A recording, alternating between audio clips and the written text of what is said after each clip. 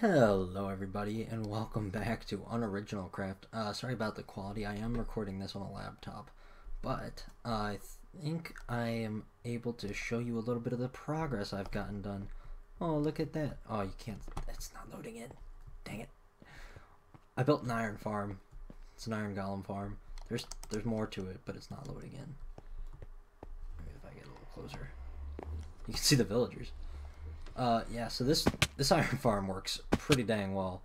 I was having some problems with the ones on top. Lightning kept striking and killing the villagers, turning them into witches, and then they would either like poison themselves or despawn or something. I don't know what was happening. So I had to add like a sea lantern roof above each of the villager holding cells up there, so that they wouldn't burn to death. But I got that done. So now I have an iron farm that is basically a poppy farm, really, because I've been giving all the iron to Blue because I had a trade with Blue where I traded him because I needed a second Elytra and nobody on the server was willing to give me one. Dang it. I just got a Skype message. Anyway, I traded him like a crap ton of iron and gold for an Elytra, so that was fun. So I built that iron farm. I think that was the first thing I did, I believe. Yeah. Hag came over at some point when I was either like AFK or not on, and he put a bunch of giant spruce trees in my animal farm, which doesn't look terrible. I might chop down a couple of them. Like, I don't really like the ones that don't have hardly any leaves on them, like those two. So I might chop those down. But I do like that one, and that one's, and ooh, that other one's alright too. So yeah. What else? What else? Oh, I added a purpur part to my Toasty Farms 2.0, so that's there. That's looking good. I made a little tiny video. There's so many lightning storms happening that these skeleton horses keep spawning all around here. What else? What else? I made a little bit of a video talking about the nether tunnel I've been working on. I'll show that off in a second. That is a little loud. Hold on just a second.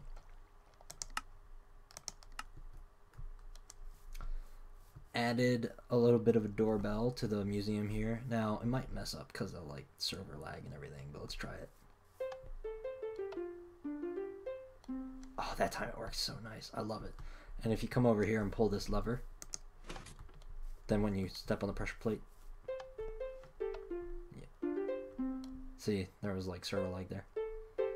Once you do the lever and step on the pressure plate, it goes forever until you put the lever again. But because of like server lag and stuff, doesn't always sound the best. Pink fluffy unicorns dancing on rainbows.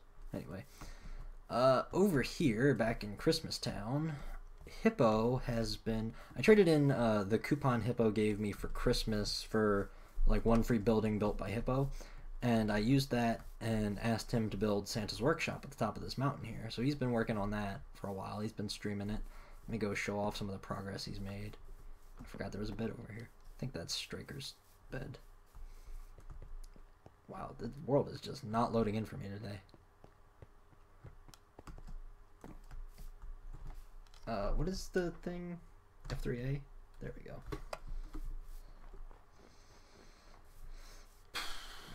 go. It's up here, I believe. It should be. Oh wow, he's done a lot. So this, I know he said, is where the reindeer area is going to go. That's okay. That's a bunch of wood. Wow, this is way bigger than I was expecting it to be. That's good though. I like it. He's got a lot of stuff going on here.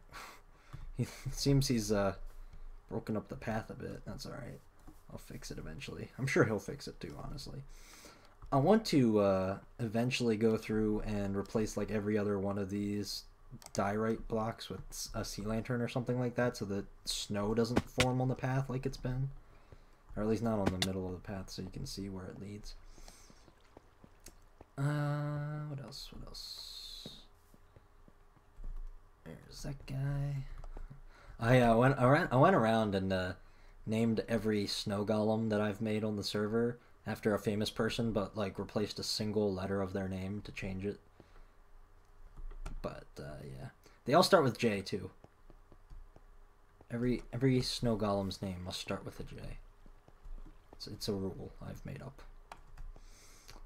What else? Oh yeah, Halloween Town's gonna be that way. I might start working on that eventually. Hopefully. Hopefully it's done by Halloween. Or at least started. Not that we really celebrate Halloween too much. I mean, we just kind of go out. But, oh, let me show you some of the stuff I've been working on in the Nether, because that's some... Oh, hold on just a sec. Let's let the world load. There we go. I've been crazy busy lately. I just got back from, like, a week or two. How long was I? I was in Maryland for a while, because I went down for BronyCon. And then after BronyCon, I spent like a week with my mom and sister in Pennsylvania. So I've been traveling, busy. Like I said, I'm on my laptop currently, not on my PC, so the quality probably isn't going to be great on this video, but at least it's a video. I cannot see anything. Oh, there we go. At least I'm finally able to upload. Franker's left this chest here on his birthday. Let's see what it is. For my B-Day, have some random axe, Frankers. That... Okay. Fortune. You know, that's actually the one thing I didn't put on my axe. Maybe I'll find a Fortune 2 book or something and add it to my axe so I can have Fortune 3. That just gives you, like, extra saplings and stuff, right? I think it gives you more saplings and apples for every leaf you break with your axe. If I remember correctly. Alright, so let's see what I've done in the Nether. I've been working on this path. I actually finished it before I left for BronyCon. It goes all the way to the Nether hub. It's powered rails the entire way. I wanted something that gave you the impression you were going to both, you know, like a museum, and because my base is meant to be like a museum inside of a whale mountain, because the mountain looks like a whale. So I was thinking to myself, what would say both museum and whale? And this is the design I ended up going with. And I use sea lanterns because I have the Guardian farm, so those are lighting it up. And then the pattern alternates, as you can see. It goes from like light blue to blue to light blue to light blue, like that. And like I said, this is powered rails the entire way, so it's a little faster than running. There's also ice under this carpet, so you can sprint jump on top of like ice. And then that's not all. You think that's all, then you'd be mistaken. Through here, I actually broke through bedrock, because that's still a thing you can do in 1.10, luckily for me. And up here, you might see, it might load in, hopefully. I built an amazing farm, because as I said, I not only traded a bunch of iron, but also gold to blue. So you may be thinking, what kind of farm can you build in the Nether? Well, what else? A gigantic gold farm, of course.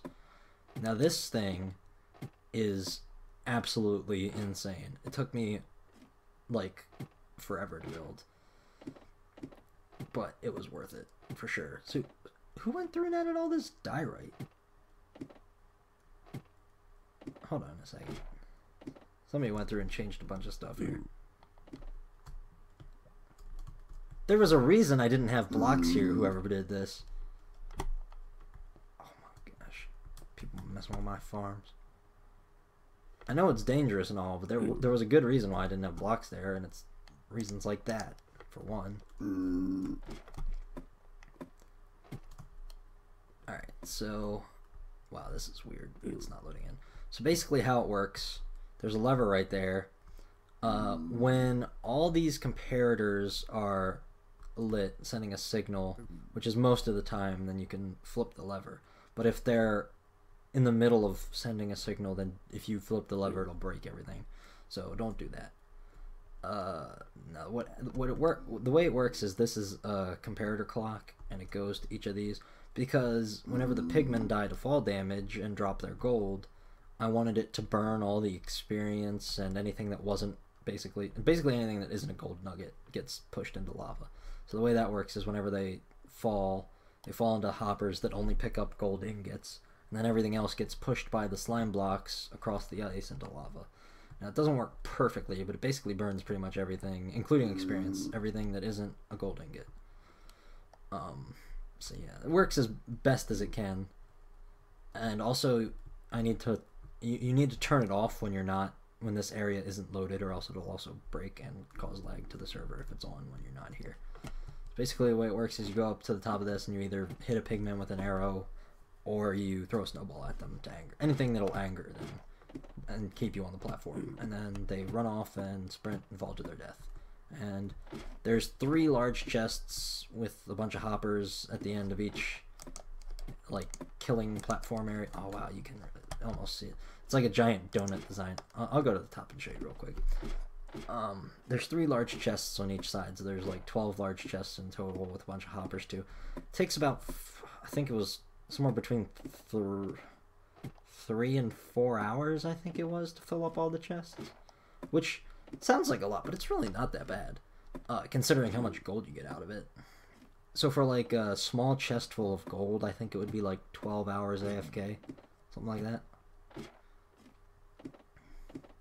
Like, that's gold blocks, I mean, not gold ingots. Not gold ingots, not gold bars, but gold blocks. For a small chest of gold blocks, you'd just be here AFK for like 12 hours. So yeah, you can see this is like, it took me a really long time to do.